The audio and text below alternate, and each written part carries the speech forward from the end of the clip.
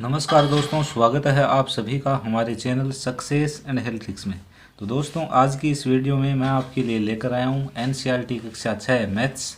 और दोस्तों, आज है अध्याय नंबर 3, जिसका नाम है पूर्ण संख्या यानी कि होल नंबर्स। तो अपने कॉन्सेप्ट को करने के लिए आपसे मेरी हम्बल रिक्वेस्ट है कि इस वीडियो को आप एंड तक ज़रूर वॉच करें। चलिए स्टार्ट करते हैं। तो देखिए फ्रेंड्स, वे संख्याएं जो जीरो से शुरू होकर अनंत तक जाती है पूर्ण संख्याएं कहलाती है, यानी कि होल नंबर्स कहलाती है। जीरो से स्टार्ट होती है और कहाँ तक जाती है, इन्फिनिटिव तक जाती है। नेक्स्ट देखिए, वे संख्याएं जो एक से शुरू होकर अनंत तक जाती है सम संख्या, यहाँ पे मैंने गलत लिख दिया, यहाँ पे आपको लिखना था प्राकृत संख्या कहलाती है। प्राकृत संख्या यानी कि नेचुरल नंबर्स। इंग्लिश वाले ध्यान में रख ले, नेचुरल नंबर्स एक से लेके इन्फिनिटिव तक होती है और जीरो से लेके इन्फिनिटिव तक पूर्ण संख्याएं होती है। ठीक है, अब आगे देखिए, पूर्ण संख्याओं को डब्लू से रिप्रेजेंट यानी कि प्रदर्शित करते हैं। डब्लू से ही क्यों करते हैं, क्योंकि होल नंबर्स में, होल नंबर्स जो कि मैंने आपको शुरू में बताया था, होल का डब्लू उठा दिया गया है, बस यही है। ठीक है, डब्लू से रिप्रेजेंट कर दिया, 0 1 2 3 और ये इन्फिनेटिव कर दिया मैंने। आगे देखिए, प्राकृत संख्याओं को एन से रिप्रेजेंट करते हैं यानी कि प्रदर्शित करते हैं। ठीक है ना, तो प्राकृत संख्याओं को किससे प्रदर्शित करते हैं, एन से। एन से ही क्यों करते हैं, क्योंकि n for natural numbers, natural के लिए एन उठाया गया है। ठीक है, तो मेरे हिसाब से आपके क्लियर हो चुका होगा। प्राकृत संख्याएं एक से स्टार्ट होती है और अनंत तक जाती है।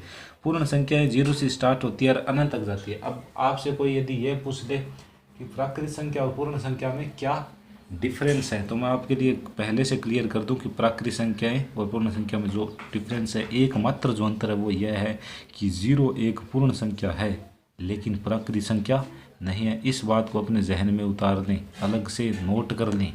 ठीक है, अब चलते हैं आगे। आगे देखिए, यह है पूर्ववर्ती संख्याएं यानी कि प्रीडेसर नंबर्स। इसे इंग्लिश में प्रीडेसर नंबर्स बोला जाता है। पूर्ववर्ती होती है, पूर्व में से पहले। ठीक है, दी गई संख्या में से एक घटाने पर प्राप्त संख्या, या फिर मैं ये बोल सकता हूँ दी गई संख्या से ठीक पहले आने वाली संख्या।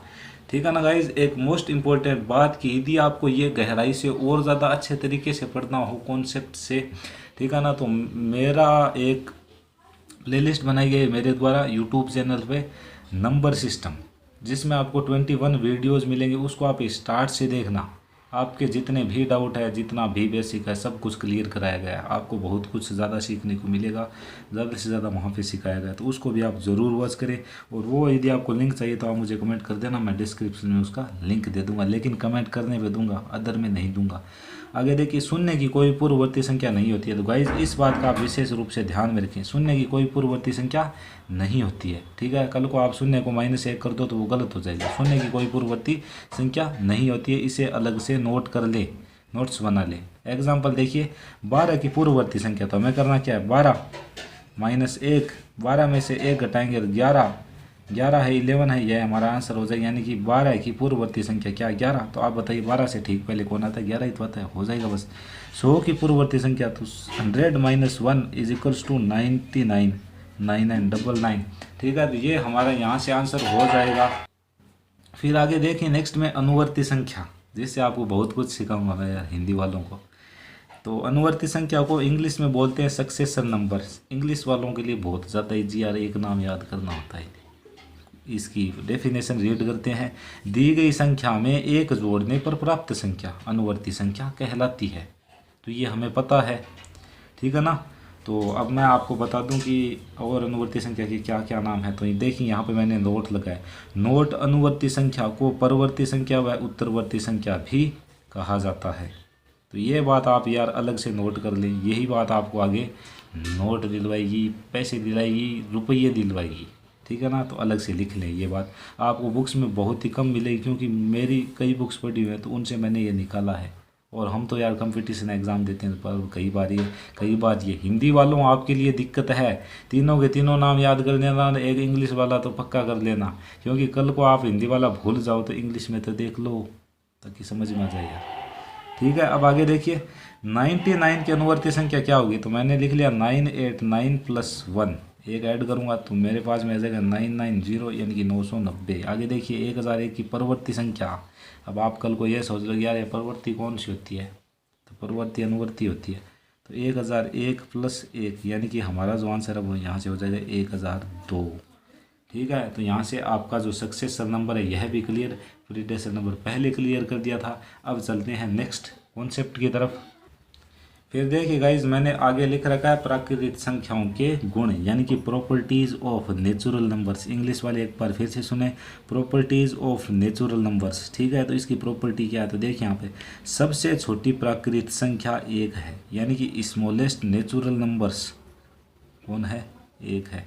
और स्मॉलेस्ट होल नंबर कौन सा है, जीरो है। प्राकृत संख्याएं अनंत होती है, अतः सबसे बड़ी प्राकृत संख्या नहीं लिखी जा सकती। कहीं से आपसे कोई पूछ ले कि प्राकृत संख्याएं सबसे बड़ी प्राकृत संख्या कौन सी, तो आप उसे क्या बताओगे, आप उसे यह बताओगे कि प्राकृत संख्या अनंत होती है, अतः सबसे बड़ी प्राकृत संख्या नहीं लिखी जा सकती है। अनंत का मतलब होता है जिसका कोई एंड ना हो, जिसका कोई अंत ना हो। ठीक है, तो समझ गए होंगे आप।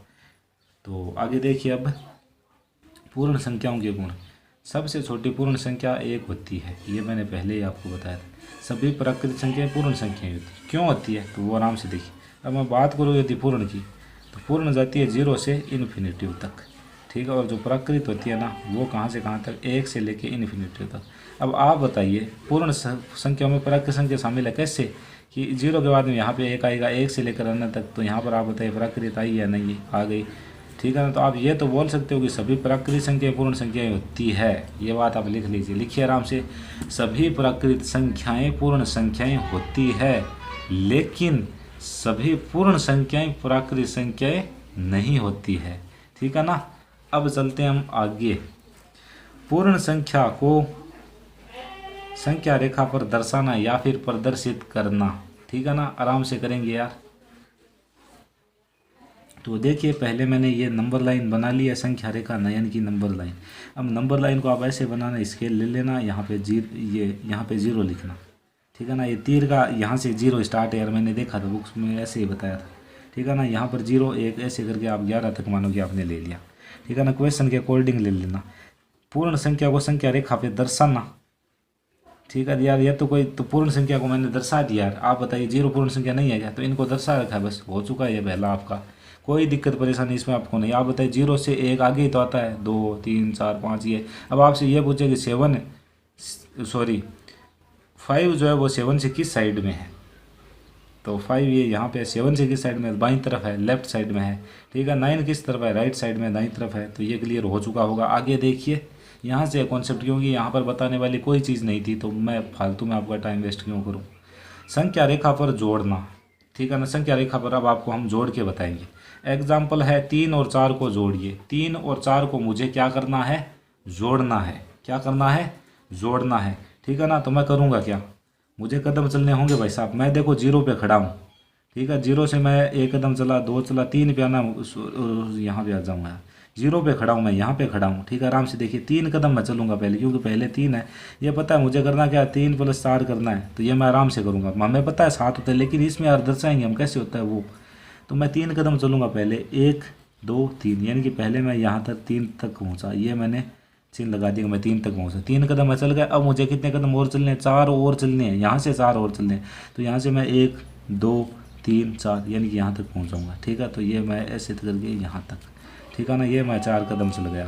ठीक है, कितने कदम, 4 कदम। तो यहाँ पर बस यही दर्शाना था मुझे, जो कि मैंने बहुत ही अच्छे वे में आपको दर्शा दिया है। तो ये क्वेश्चन आपके लिए डेफिनेटली क्लियर हो चुका होगा।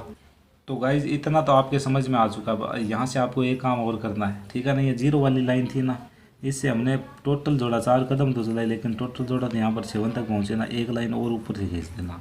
ठीक है ना, तो डेफिनेटली आपके समझ में आने। यदि नहीं आया तो एक बार फिर से बताता हूँ।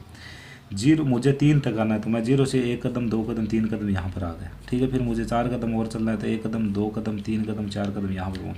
अब आप बताइए मैं यहाँ से यहाँ तक पहुँचा, कितने कदम चला टोटल, 7 ही तो चला। तो बस क्लियर है, 7 जो है वो मेरा यहाँ से राइट आंसर हो जाएगा, ये वाला। ठीक है, क्लियर है। अब चलते हैं आगे। आगे देखिए, आगे आ चुका है संख्या रेखा पर घटाना, यानी कि माइनस करना। तो माइनस हम आराम से करेंगे। 7 में से इस बार आपको 4 को घटाना है, 7 - 4। ठीक है, हमें पता है कि 3 आएगा, लेकिन मैं आपको करके बताऊंगा यहाँ पे कि कैसे आएगा। अब आप बताएं, मुझे पहले 7 पे जाना है। ये 0 है, मैं 7 पे जाऊँगा, 1 2 ऐसे करते करते करते ये 7 है। यहाँ तक मानो कि मैंने ये लाइन खींच ली, ये 0 7 ऐसे लाइन खींच देना कि 0 से 7 तक पहुँच चुका है। 7 कदम चल दिया पहले। ठीक है, अब ये बोल रहा है कि 4 कदम वापस चल रहे। चल पे, ठीक है ना। तो 4 कदम हमें वापस चलना है, तो 1 कदम, 2 कदम, 3 कदम और यहाँ पे 4 कदम। तो 4 कदम मैं ऐसे चला देता हूँ इसको, ये 1 कदम चला, ठीक है, ये दूसरा कदम चला, ये तीसरा कदम चला और ये चौथा कदम चला। तो आप बताइए चौथा कदम चलने के बाद यह किस पे खड़ा है? 3 पे। तो हमारा जो आंसर है ना वही 3 हो जाएगा। कोई दिक्कत परेशानी हो तो आप बता सकते हो मुझे। आपका जो आंसर है ना वो यहाँ से 3 आ चुका है, ठीक है। यहाँ पे मैंने 3 लिख ही रखा है, तो कोई दिक्कत परेशानी इसमें आपको नहीं होनी चाहिए, ठीक है ना। और फिर भी हो तो आप मुझे बता सकते हो, ठीक है ना। तो डेफिनेटली आपके समझ में आ चुका होगा, कोई दिक्कत परेशानी इसमें आपको नहीं होनी चाहिए। अब आगे हम चलते हैं संख्या रेखा पर गुणनफल। तो इसे भी बिल्कुल आराम से करेंगे, ठीक है। अब ये बोल रहा है कि 4 × 3 यानी कि 4 को 3 से गुणा करवाना है। 4 और 3 का गुणनफल कितना होगा?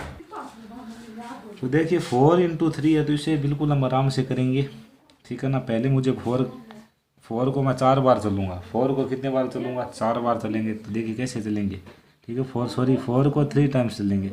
ये 4 है, 1 कदम, 2 कदम, 3 कदम, 4 कदम, मैंने यानी कि मैं यहाँ से चल के यहाँ पे आ गया, ठीक है। मुझे ये कितनी बार करना है? 3 बार चलना है मुझे। अब और 3, एक बार और चलूँगा, फिर एक बार और, 1 2 3 4, यहाँ पे चल कर यहाँ पे 8 तक आ चुका हूँ। फिर एक बार और चलूँगा तो यहाँ पे मैं 12 पर पहुँच जाऊँगा, ठीक है। तो मेरा जो राइट आंसर है वो 12 आ जाएगा। ऐसे चल के एक लाइन आप बाहर से भी मार देना, ये ऐसे करके, ठीक है, लिख देना इसे। क्या 12 आ चुका है? ये आपका जो आंसर है ना वो कितना आ चुका है? यहाँ से लिख देना 12। कोई दिक्कत नहीं, आप आंसर वगैरह को बताया, सिर्फ संख्या रेखा पर लिखना मैंने आपको बताया है, ठीक है। तो डेफिनेटली आपके समझ में आ चुका होगा। अब मैं आपको बता दूं गाइज, ये तो है जो आपकी एक्सरसाइज थी, यानी कि अध्याय 3 इसका पहला पार्ट था। सेकंड पार्ट में अभी मैंने सब कुछ बना रखा है, ये आपको नेक्स्ट वीडियो में मिलेगा।